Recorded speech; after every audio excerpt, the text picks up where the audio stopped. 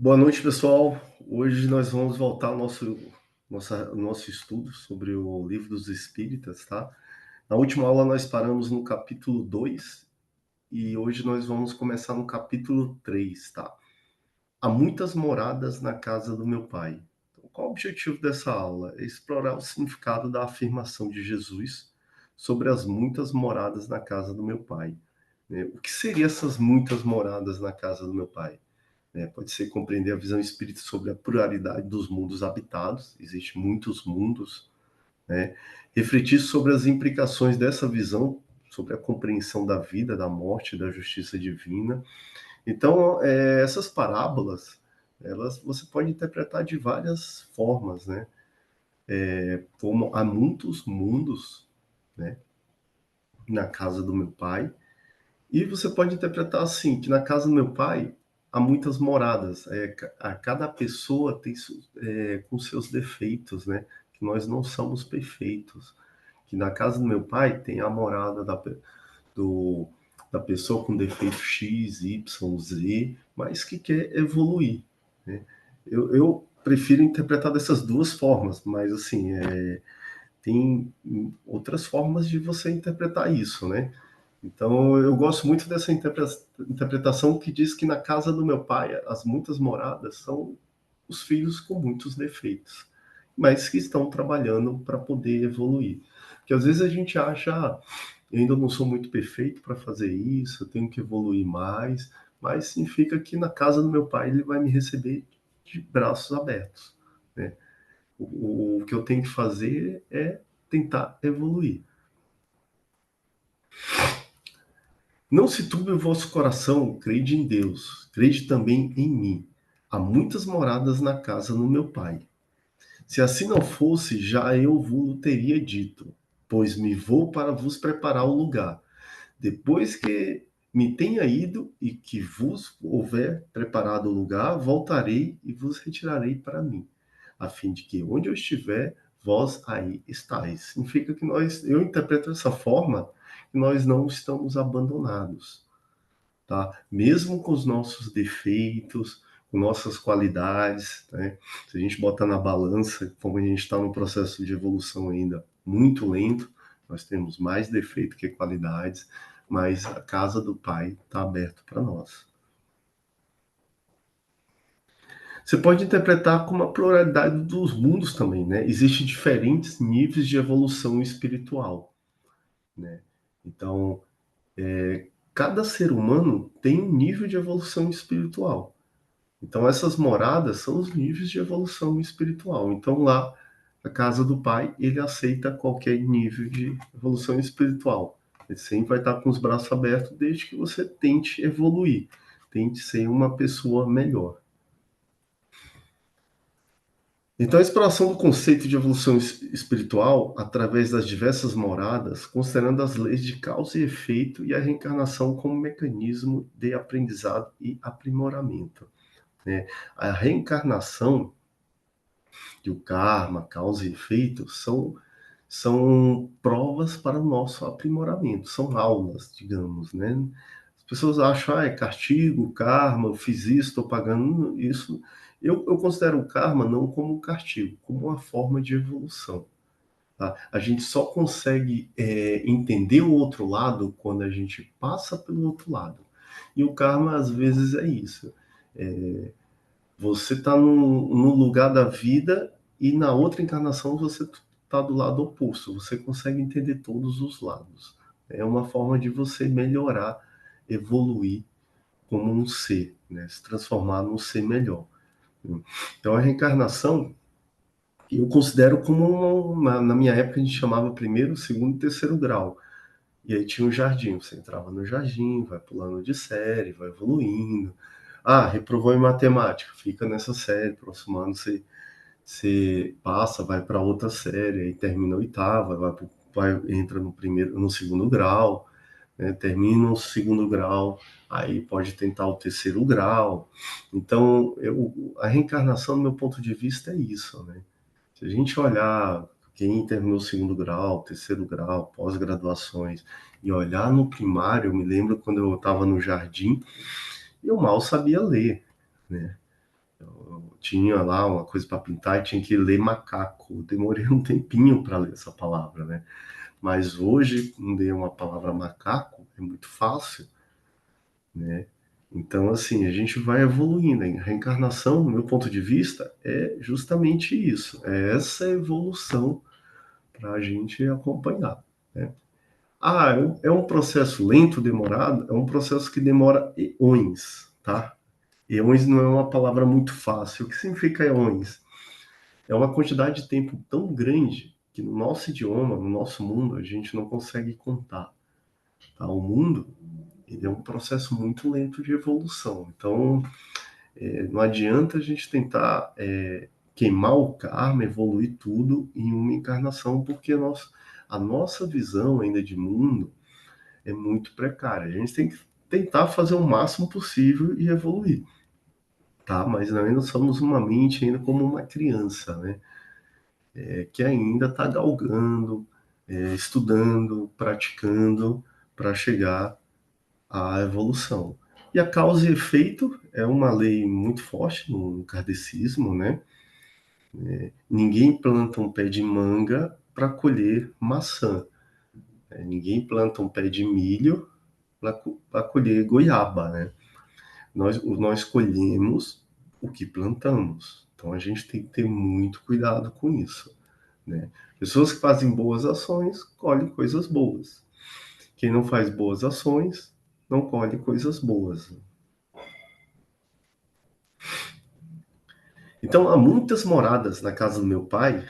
Ele oferece uma perspectiva de esperança e consolo, reforçando a ideia de que é um plano divino amoroso que permite a todos os seres a oportunidade de progresso e felicidades eternas, né? Nós somos ainda crianças com diferentes níveis espirituais de evolução, que são essas moradas, e na casa do meu pai, ele aceita as diferentes moradas. Há muitas moradas na casa do meu pai, há muitos níveis de evolução espiritual, né? Desde que nós tentamos e praticamos tentar evoluir. Então, essas parábolas, existem outras formas de você interpretar. Eu gosto mais dessa forma, né? Nós somos seres ainda que estamos evoluindo, né? E mesmo não tão perfeitos, não tão evoluídos, a casa do meu pai está de portas abertas para quando eu voltar, né? Porque o nosso pai sabe da nossa limitação.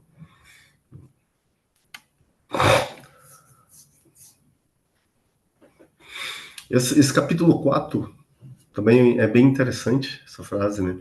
Ninguém pode ver o reino de Deus se não nascer de novo. Analisar o significado do ensinamento de Jesus sobre a necessidade de nascer de novo para o reino de Deus. Compreender a doutrina da reencarnação como explicada pelo Espiritismo. Refletir sobre as implicações éticas e morais da reencarnação para o desenvolvimento espiritual individual e coletivo. Então, ora, entre os fariseus havia um homem chamado Nicodemos, senador dos judeus, que veio à noite ter com Jesus e lhe disse: Mestre, sabemos que vieste por parte de Deus para nos instruir como um doutor, porquanto ninguém poderia fazer os milagres que fazes, se Deus não estivesse com ele. Jesus lhe respondeu: em verdade, digo-te, ninguém pode ver o reino de Deus se não nascer de novo. Disse-lhe Nicodemos: Como pode nascer um homem já velho? Pode tornar a entrar no ventre de sua mãe para nascer segunda vez? Jesus disse: em verdade, digo-te: se o homem não renasce da água e do espírito, não pode entrar no reino de Deus. O que é nascido da carne é carne, o que é nascido do espírito é espírito. Não te admires que eu te haja dito: se preciso que nasça de novo. O espírito sopra onde quer e ouves a sua voz, mas não sabeis de onde vem ele, nem para onde vai. O mesmo se dá com todo homem que é nascido do espírito, né? Algumas pessoas interpretam, estudiosos, como a gente precisa da reencarnação, né? Então, nascer de novo, né? Nascer de novo é em reencarnação, né? Algumas pessoas interpretam como isso, né? Essas parábolas você pode interpretar de N maneiras, né? O conceito de nascer de novo, a discussão sobre o significado de nascer de novo, segundo diferentes interpretações religiosas e espirituais, com ênfase na visão espírita da reencarnação.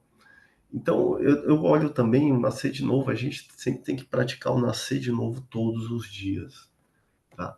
A única coisa que não muda nessa vida é a mudança.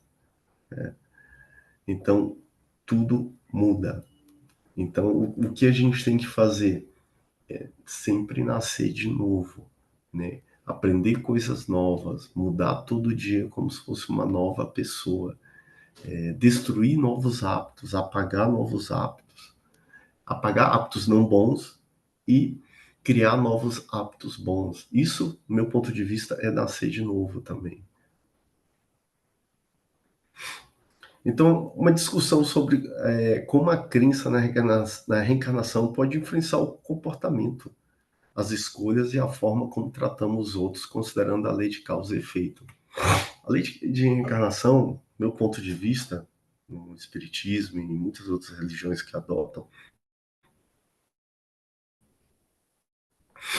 ela explica muitas coisas que religiões que não têm a lei da reencarnação não conseguem explicar. Por que existe pessoas pobres, extremamente pobres, né? E por que existe pessoas extremamente ricas que gastam num jantar 50, 100 mil reais, enquanto a maioria das pessoas não consegue juntar 100 mil reais a vida toda, né? Porque existem pessoas extremamente saudáveis e porque existem pessoas extremamente doentes, porque existem pessoas feias, bonitas, com problemas de saúde, com problemas físicos, né? Então, tudo isso é explicação da reencarnação. No Livro dos Espíritas, Kardec faz uma pergunta e o Espírito da Luz responde assim: todos nós temos que passar por todas as provas.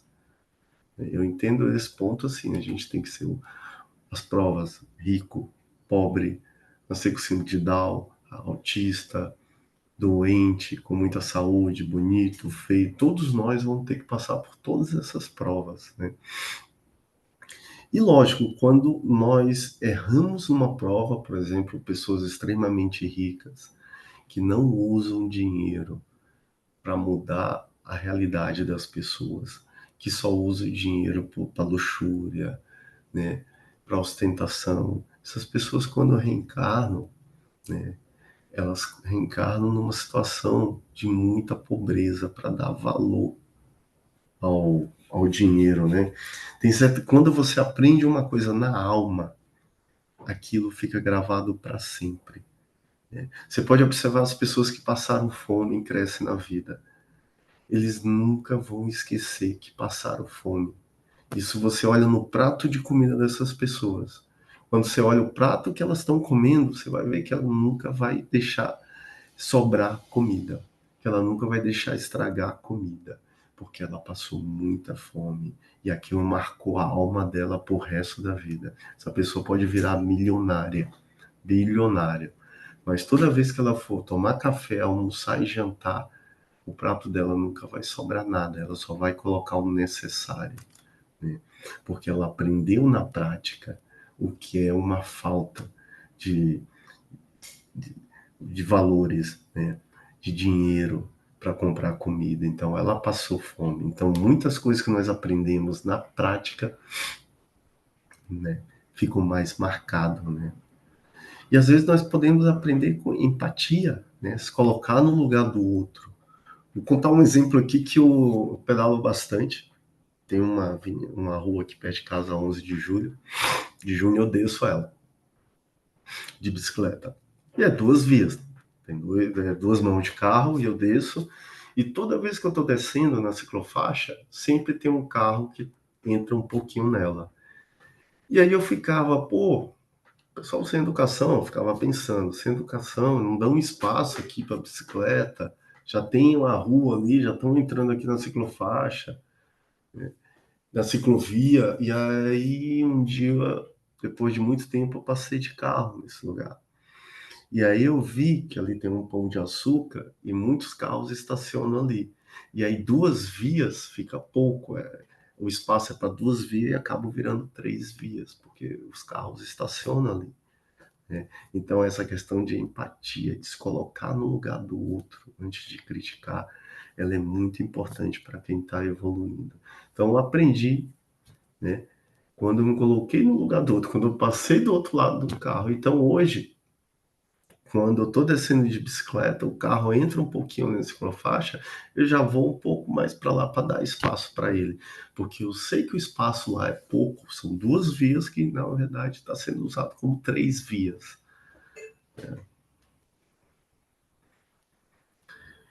Então, para encerrar essa aula, eu queria que vocês fizessem uma reflexão coletiva sobre a mensagem de esperança e renovação contida no conceito de nascer de novo, né? Muitos estudiosos consideram isso como a reencarnação. Eu considero como reencarnação e o nascer de novo, do meu ponto de vista, é todo dia. A gente deletar um hábito não muito bom e criar um hábito novo. É um nascer de novo, né? Se você começar. Início de ano, a gente sempre faz listas e listas. Ah, eu quero perder peso, eu quero juntar dinheiro para fazer viagem, quero fazer trabalho voluntário, eu quero fazer isso, quero melhorar de emprego, quero estudar, voltar a estudar. A gente faz uma lista enorme. E essas listas, no meu ponto de vista, quando são feitas de forma boa, com boas intenções, é um nascer de novo. Criar um novo hábito é um nascer de novo. E todo dia nós temos que criar esse hábito, né? De nascer de novo, deletar hábitos que não são muito bons, não são bons para a nossa evolução, e criar hábitos que são melhores para a nossa evolução. Isso é mudança, tá? Se você começa a fazer isso, te garanto que em 1 mês, 2 meses, sua vida começa a melhorar. Existe muito hábitos que nós pegamos da nossa família. Interessante, é como gripe. Se você tem um trisavô que reclamava, o teu avô é interessante, ele vai ficar reclamando da vida, a coisa está difícil, estamos em crise. Teu pai também, que é parente, vai reclamar. E com certeza você também, porque você aprendeu de várias gerações que, que a vida é reclamar, que a vida está difícil, o emprego está difícil, o salário está baixo. Não sei se vocês conhecem alguma pessoa dessa, né? Eu conheço alguns. E eu observei que eles pegaram com os pais.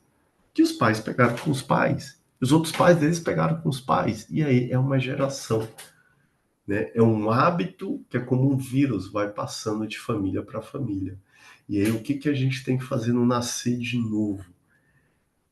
Deletar esses hábitos que nem sempre são bons quando pegamos da nossa família e criar hábitos novos. Nesse caso aqui da família que reclama, qual seria um novo hábito?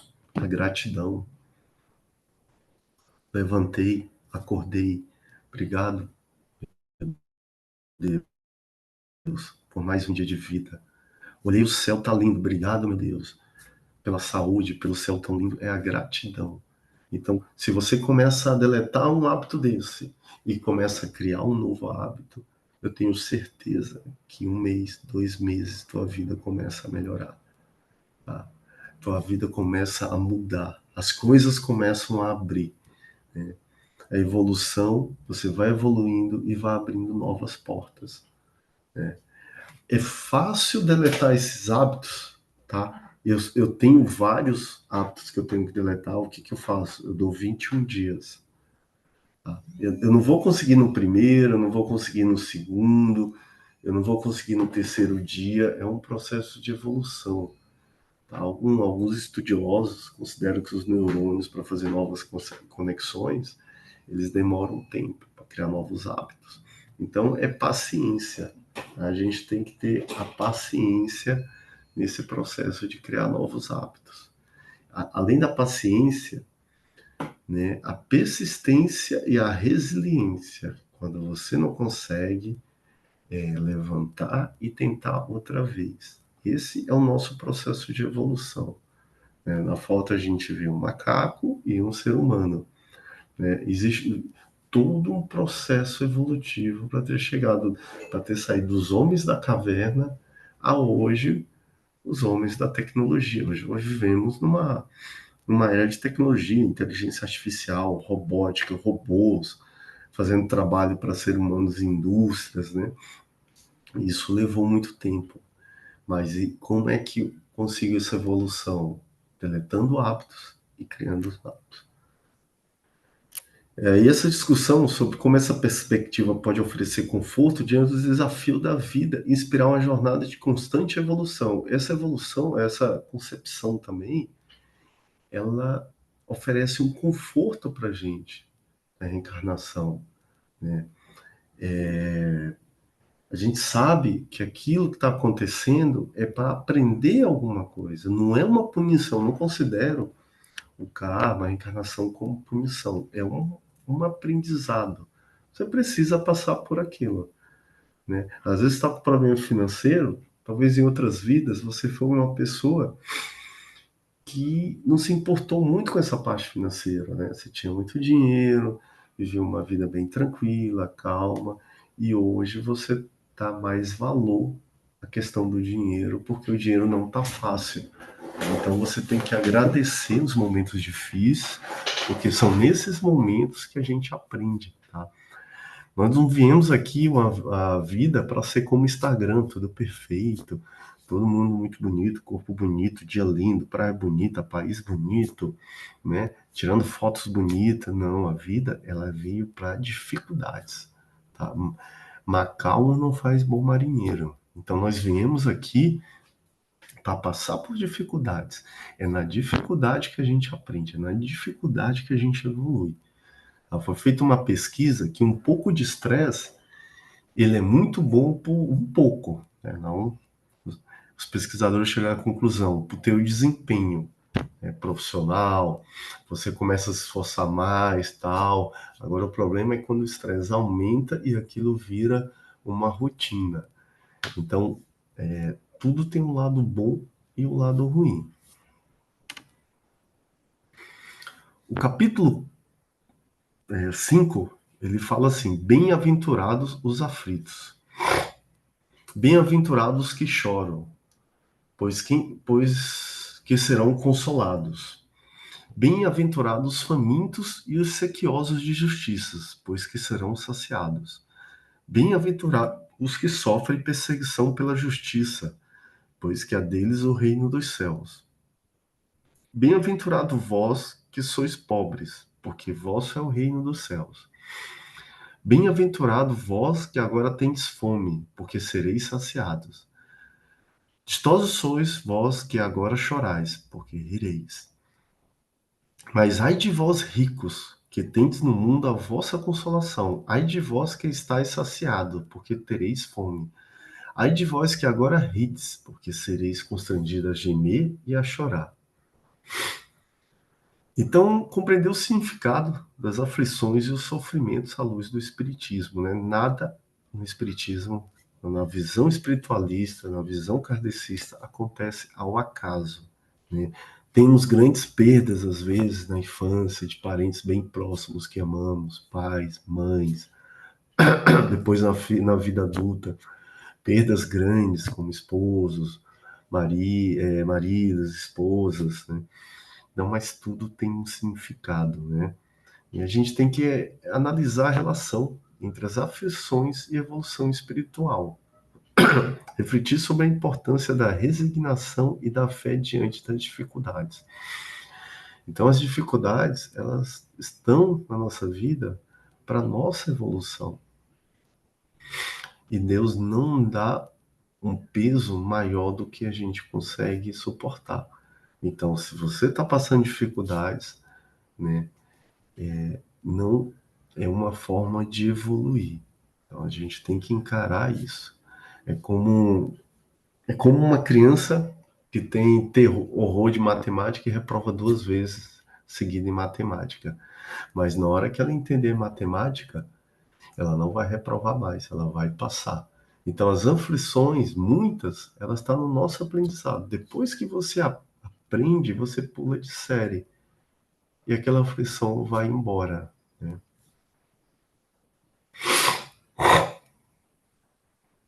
De duas espécies são as virtudes da vida: ou se o preferirem, promano de duas fontes bem diferentes, que importa distinguir. Umas têm suas causa na vida presente, outras fora dessa vida. Então, algumas aflições, algumas dificuldades que nós estamos passando, pode ser de outras vidas, que agora nós estamos aprendendo pelo karma, que eu não considero uma punição. É como a história que quando eu desci de bicicleta e depois eu subi na rua de carro, eu vi os dois lados. E agora eu respeito os dois lados, né? Então, algumas aflições, algumas dificuldades que passam vêm de outras vidas e algumas vão dessa vida, né? A causa e efeito. Dependendo do que você está fazendo agora, você vai colher. O que você está fazendo hoje, você vai colher amanhã, né? Pessoas que só pregam a negação. E outra coisa que o Kardec falava, não adianta somente não fazer o mal. Se você não faz o bem, você não está evoluindo, né? Então a gente tem que pensar muito nessa frase do Kardec. Não adianta somente não fazer o mal. Mas para evoluir, tem que fazer o bem. Remontando-se à origem dos males terrestres, reconhece-á que muitos são consequência natural do caráter e do proceder dos que os suportam. Então, muitas coisas que nós passamos foram nós mesmos que plantamos, né? Ninguém colhe goiaba plantando manga. A vida é assim. A psicologia fez estudos dos filhos e os filhos são como uma esponja, eles absorvem tudo dos pais. Filhos, pais super violentos que batem os filhos, quando os filhos casam e têm filhos, a tendência é eles serem super violentos e bater os filhos. Então nós só absorvemos, nós só transmitimos o que nós absorvemos. A partir do momento que você muda essa onda, né, você quebra e vai nascer de novo, você muda a tua vida. Quantos homens caem por sua própria culpa? Quantos são vítimas de sua imprevidência, de seu orgulho e de sua ambição? Quantos se arruinam por falta de ordem, de perseverança, pelo mau proceder ou por não terem sabido limitar seus desejos?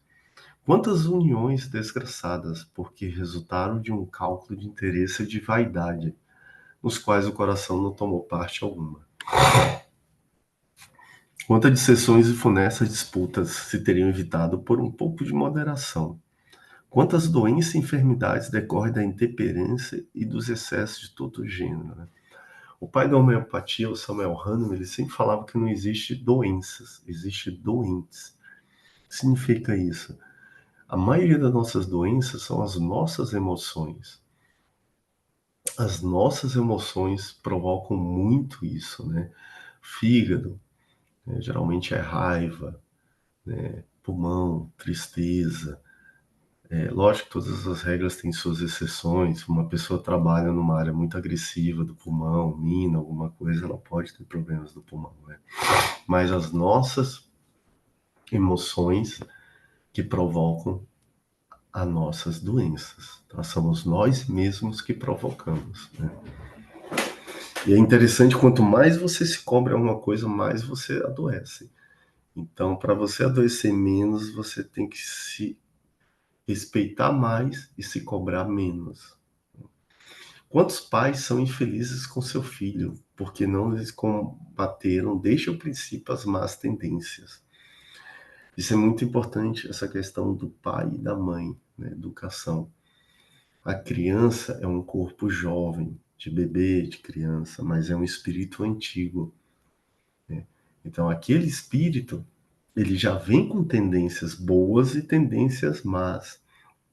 Cabe aos pais, né, podar essas tendências más e fazer crescer as tendências boas, né? Ele continua aqui, por fraqueza ou indiferença, deixarão que nele se desenvolvam os germes do orgulho, do egoísmo, vaidade, né? Secura do coração. Depois, mais tarde, quando colhe o que semearam, admiram-se e se afligem da falta de deferência com que são tratados. É aquilo, você não plantou manga para colher goiaba. né? A forma que você está ensinando seu filho hoje vai ser a forma que ele vai cuidar de você amanhã. É a mesma história dos pais que espancam o filho. A psicologia diz que o filho ele só transmite o que recebe, inconscientemente. Não que ele queira espancar quando ele tiver um filho, mas ele aprendeu isso. Então é mais fácil para ele ensinar isso, né? E aí o que tem que ser feito quando você... Todos nós aprendemos hábitos bons na nossa infância com nossos pais e hábitos não muito bons. Então a gente tem que podar esses que não foram muito bons, cultivar os bons e agradecer ter recebido os bons, e os que não forem bons a gente tem que deletar. É fácil? Não. Nós aprendemos isso a vida toda na casa dos nossos pais. Para deletar isso, existe muita disciplina, tá? Mas os pais que reclamam dos filhos hoje, que são indiferentes, são egoístas, será se não criaram os filhos para ser isso? Ou às vezes não criaram, mas não conseguiram podar, porque o filho, ele é um espírito antigo num corpo novo, né? Então a gente tem que meditar sobre isso. O Cristo Consolador. Vinde a mim todos vós que estáis aflitos e sobrecarregados, que eu vos aliviarei. Tomai sobre vós o meu jugo e aprendei comigo, que eu sou brando e humilde de coração. E acharei repouso para vossas almas, pois é suave o meu jugo e leve o meu fardo. Então, o Cristo Consolador, nosso Pai, ele sempre vai estar do nosso lado, né? Nós sempre temos o Espiritismo me disse, nós sempre temos um anjo da guarda, né? Um espírito guia, que ele sempre está ali do nosso lado ajudando, né? Só que assim, quanto mais pensamentos de baixa frequência, né? Pensamentos egoístas, não precisa ser pensamentos mal, pensamentos de medo, né? Esses pensamentos são de baixa frequência. Quanto mais você emite a baixa frequência, menos o teu guia consegue te ajudar. Quanto mais você limpa a tua mente e emite coisas boas, mais ele vai conseguir te ajudar, mais ele vai se conectar. É como um canal de rádio. Você está na estrada e às vezes você liga o rádio, está longe de São Paulo e fica chiando, né? Nós seres humanos somos como antenas de rádio, né? Nós recebemos e transmitimos. Não precisamos ter capacitor, resistor, né, para funcionar como rádio. Já é da nossa composição. Nós transmitimos e recebemos. Então, para o nosso anjo da guarda nos auxiliar, nosso espírito guia, a gente tem que ter boas ações e bons pensamentos. Primeiro, as boas ações sempre começam com bons pensamentos. Primeiro você pensa e depois a ação é executada. O que é o jugo que essa frase fala, né? É essa parte aqui, né? Do boi aqui, né? Hoje essa palavra é pouco usada, né? No hebraico, é uma figura é usado figurativamente para severa escravidão, aflição, sujeição.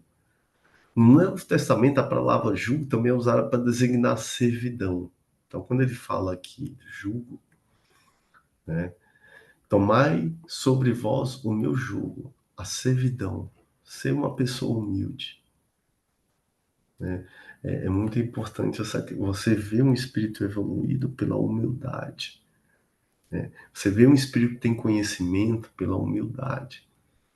Quando eu fazia faculdade, eu tinha alguns doutores, pós-doutorado, eles eram super arrogantes, assim, e a gente via que eles não tinham tanto conhecimento como eles falavam, né? Quem tem conhecimento, ele não precisa vender esse conhecimento, falar para todo mundo que tem. É uma pessoa humilde.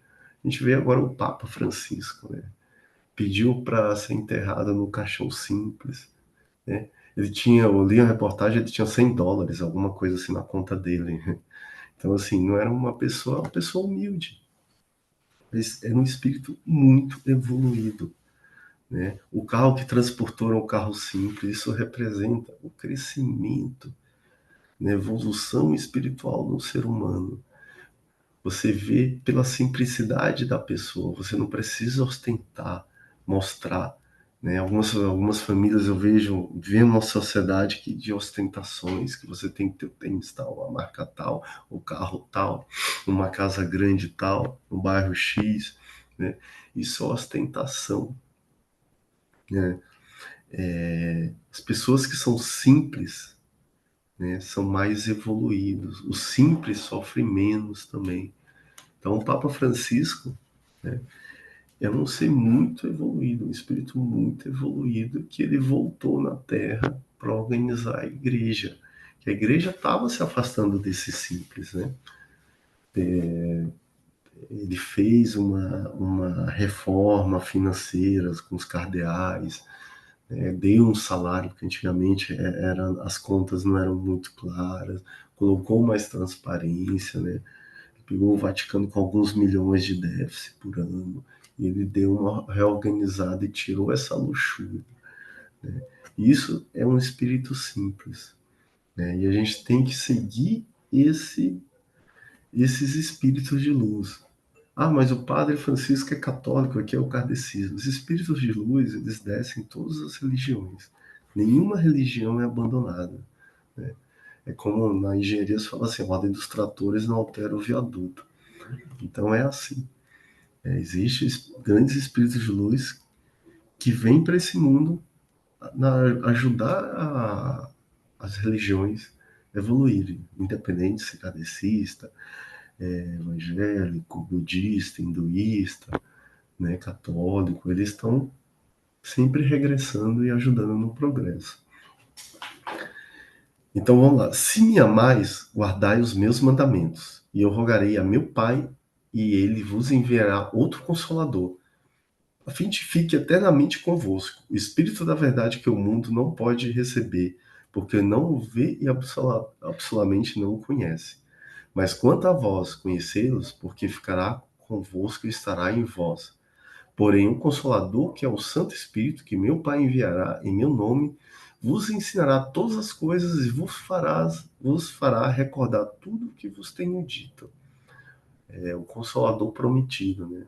Então, alguns estudiosos eles colocam que o Consolador são as informações, né? As informações que o Kardecismo trouxe, que o Espiritismo trouxe, né? As informações, né? O conhecimento, ele te consola. Saber você está passando pelaquela dor por causa disso, disso, daquilo, em reencarnações, isso te consola muito mais do que alguém falar porque Deus quer, né? Nós vivemos num mundo que as pessoas não aceitam mais porque Deus quer. Elas querem a informação. Por que está passando por aquilo? Por que aquilo aconteceu com elas? Por que sofreram, né? Então, o Consolador é isso. Então, os livros kardecistas, eles te mostram, né, tudo de doença. Por exemplo, você quer saber, eu tenho uma doença XY. Joana de Angelis escreveu livros falando sobre isso, né, a emoção ligada com uma doença. Então, a gente consegue entender melhor a nossa vida com o conhecimento. A gente tem que começar a estudar, tá? Há muitos anos, quando eu fazia faculdade, eu lembro que meus professores, eles falavam assim, ó, uma turma de 40 alunos tem 3 livros lá, 2 em alemão, 2 em francês, quem chegar primeiro leva na biblioteca. E era assim, tá? Era 40 alunos disputando 4 livros, ninguém falava francês, ninguém falava alemão, e a gente tinha que se virar. Naquela época não tinha internet, a internet estava começando, o conhecimento era a biblioteca da faculdade, que era pouco, e a maioria nem em português eram, né? Hoje não, você vai no YouTube, tem 1000 aulas daqueles livros que só tinham em alemão, em italiano, em francês. Você vai na Amazon, você compra um livro super barato em português, qualquer coisa que você queira, e no outro dia está na sua casa, às vezes até no mesmo dia. Então, o conhecimento, ele está aí. A gente só precisa peneirar, tá? Ele está gratuito. Tem muitos livros kardecistas que são disponibilizados para você estudar gratuitamente, né? Não é de forma clandestina. Então, o objetivo dessa aula é compreender o papel de Jesus como consolador prometido, explorar a relação entre o Espírito e a promessa de um novo consolador, né? O Espiritismo é o conhecimento, o consolador é o conhecimento. A partir do momento que você conhece a dor, por que está passando aquilo, né? Você começa a aceitar aquela dor, né? Refletir sobre o impacto do Espiritismo como consolador na vida das pessoas. Então, o Espiritismo ele chegou no momento da evolução da ciência, né? Tanto é que o Kardec ele estudava fenômenos de eletricidade, eletromagnetismo, né? Quem fundou o kardecismo, o Espiritismo, o Kardec, ele era um cientista. Ele não era um religioso, um padre, um freire. Ele estudou filosofia e era um cientista, um investigador, né? Só vamos parar hoje por aqui. Como toda aula, eu sempre passo um recado, uma tarefa, né?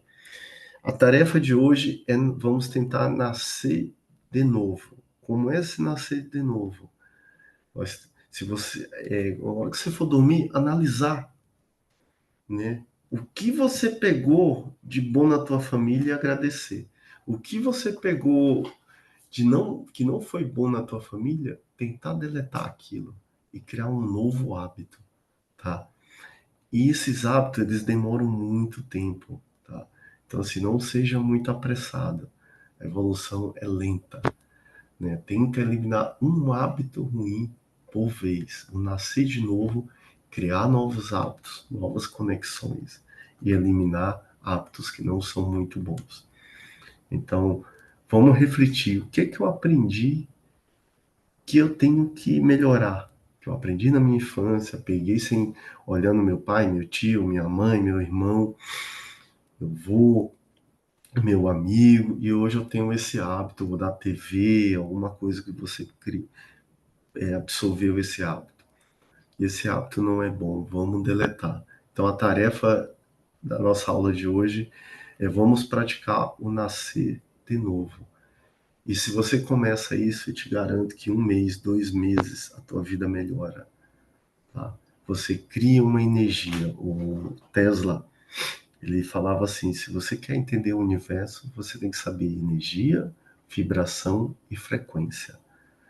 Se você começa a trabalhar esses hábitos, você está trabalhando a tua energia, a tua vibração e a tua frequência. Resumindo, você está criando um novo mundo. Você vai observar que algumas pessoas vão se afastar de você e algumas novas pessoas vão se aproximar de você. Você está mudando a tua energia, a tua frequência, a tua vibração. Isso vai trazer coisas muito positivas e muito boas para você. Vai abrir muitas portas. Tá?